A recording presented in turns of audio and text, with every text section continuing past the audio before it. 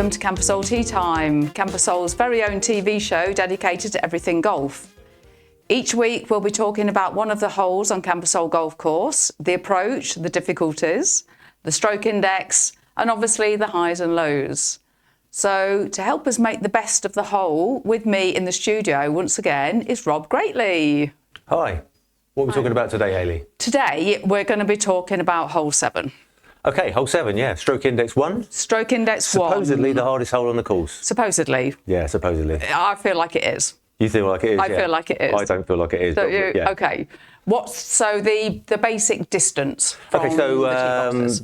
you only got one tee box here, which all 4 tees are on. All 4 tees are on the same tee box. So whites is just over 400 metres and down to reds, which is 365 metres. Yeah. So we start from the tee box and you've got an elevated section of the fairway. I mean, first of all, it's a fairly straight hole. It's not. There's no dogleg or anything. It's you can see the flag in the distance. So. Yeah. So what would be your typical drive? Would it be a driver from there? Oh, definitely a driver for me. I'd imagine it's a driver for most people, to be fair. Yeah. Okay. I mean, I would normally take a driver from there. Yeah, I think most. But there is quite a lot of danger with the driver. Yeah. I mean, first of all, there's no penalty areas. But you've got a lot of scrubby land that falls away from the fairway on the left-hand side, and a lot of scrub land on the right-hand side of the buggy path. Yeah. So the left-hand side, if you end up in the scrub area there, which is the potential to end up there. Yeah, it does happen quite a bit. Yeah. So what would you do from there? Well, I think it really depends on what your lie is, how far down the slope you've gone.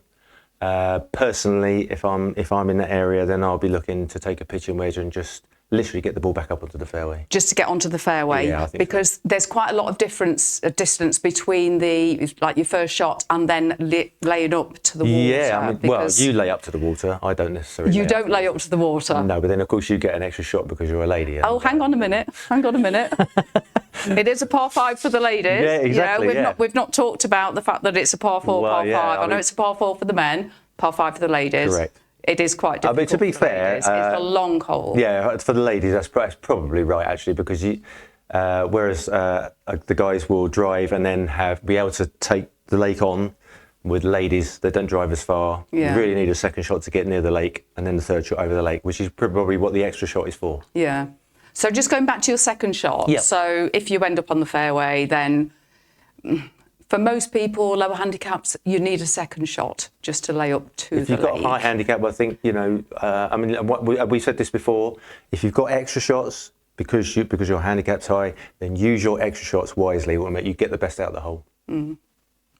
And so if you're in the scrub area, you can get out of there. There's a small bunker on the left-hand side, which is potentially a danger for the longer hitters, for the drive. You could you probably get in there, and of course, if you're in there, it might prevent you from getting over the water with your second shot. So yeah. Okay. Definitely. So on the right-hand side, there's a little bit of danger that it's a bit of scrub land, but you can play off there. It's not a penalty area. You can, but the only thing is there you've got a line of palm trees, so you've got to be aware of the fact that you've either got to get it back onto the fairway or you're going to take on a long shot to try and get it on the green. Yeah. Okay. Not easy. Yeah. Okay. So and then there is a drop zone. Yeah. Well, of course, if your ball goes towards the lake but doesn't make the lake and lands in the lava rock before the lake, then you get a free shot, a free drop. A free drop in the drop zone. Into the drop zone. Yeah, exactly. But obviously, if you're in the lake, then it's a penalty shot. If you're in the lake, penalty shot. You don't use the drop zone. You just come this side of the lake, and then obviously you've got to play over the lake again. Okay, so from my point of view, I would hit probably my drive, and then if I'm lucky, I'll do a nice shot just short of the lake. Right. And then it's actually getting over the lake. For you, it is? For me, it is. For me, it's a difficult thing. For most people, it's fine, but to actually get over the lake, there is like a shortcut. If you wanted to cheat, if you wanted to cheat, you can use the path. Is that what you're saying? You could use the path, because there's a nice path area. There's a lot of scrub land on the right-hand side, so you could take a cheat shot. Yeah, you could. And try and get over there. But I don't think it's any need, really. Well, speaking I mean, the lake is actually only 50 yards wide. So if you can hit a shot in the air 50 yards, then you should be able to get over the lake. Yeah. Okay. Remember that next time you play. I'll try. Honestly, this hole is just my nemesis. So once you actually get over the lake, Yep. There's a few dangers. Yeah, you've got two bunkers. Two bunkers. One either side. There's a big slope as well on the left-hand side. Yeah, once again, really, if you go down there, you're in big trouble. Yeah. Because there's a lot of vegetation down there. There's a lot of vegetation, isn't there? You know, so to even find your ball, you'd be lucky. Yeah, absolutely, yeah. And even if you find your ball, you're going to be finding difficulty to get it out there, and so don't go left.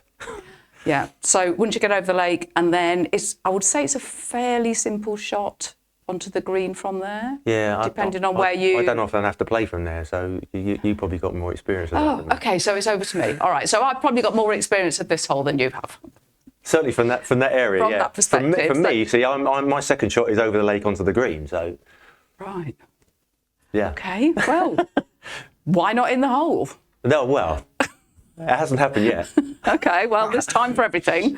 So I've probably got more experience of this hole. So for me, it's a drive and then a layup second shot, and then if I can get over the water, third shot, and then it's a little chip onto the green for the fourth shot. Right. But for the ladies, it is a par 5. So exactly. And for me, as a higher handicapper, it's stroke index 1. I have 2 shots on that hole. Yeah, to be fair, I mean, most people, even with a handicap of 19, are still going to get 2 shots because it's stroke index 1. Yeah, yeah. So, yeah.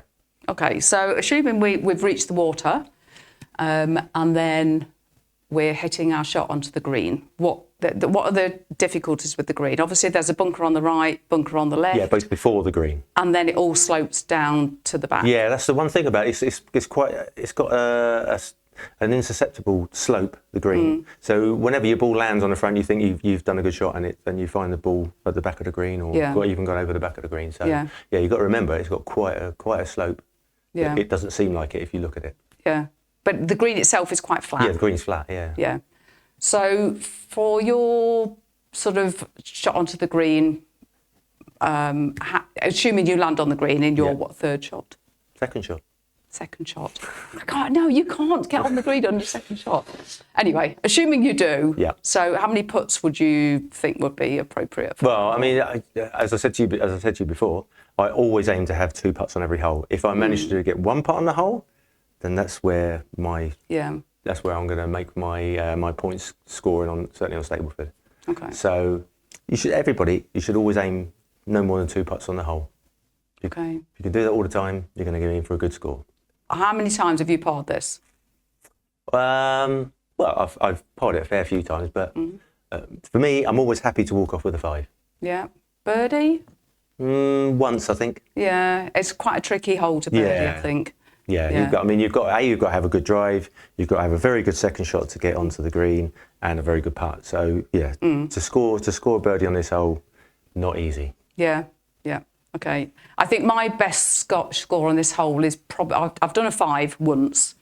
Well, then for you that'd be 4 points. That's big 4 points for me. Very good. With 2 shots, that's a 4-pointer. Yeah, but for me, to be honest, I'd be happy with a 7. I'd be happy to walk away with a 7 for 2. As I said before, people with higher handicaps, if you've got 7 on a par 5, that's 2 points, net par, brilliant. Yeah. Okay. So for stroke index 1, then I think it's a tough hole. It's a tough hole. There's a lot of difficulties. Yeah. But yeah, if you can walk away with 2 points on that hole, I think that's a fantastic achievement. Got to be happy. Yeah. Okay. Right. Thank you very much, Rob. You're welcome. It's been very interesting.